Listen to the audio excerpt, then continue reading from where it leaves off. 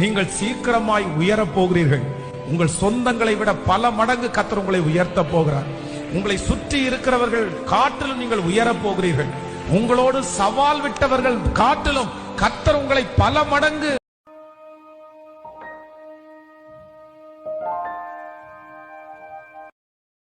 Download ShareChat. வேதனை துன்பம் இருக்கும் போதெல்லாம் வேண்டிடுவேனே, காத்திடுவாரே, வேண்டிடுவேனே, காத்திடுவார். ஐயா எப்படி நான் பாடுவேன், என்ன சொல்லி நான் துதிப்பேன், ரத்தம் சிந்தி மீட்டவரே.